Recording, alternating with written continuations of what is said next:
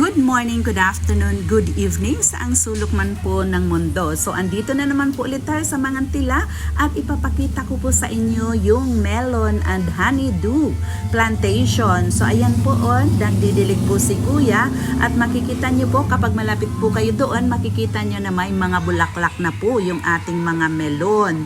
So ayan po ang sabi, ang harvest time po niyan ay January.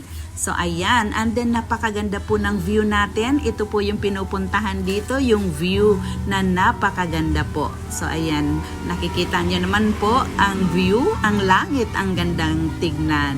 Dito naman po sa kabila, ganun din po ang mga tanim. So mga melon at saka honeydew din po. And then ayan, nakikita nyo po yung ulap, ang ganda ng langit. So ayan, maraming salamat po sa patuloy na panonood ng aking video at wag po sana kayong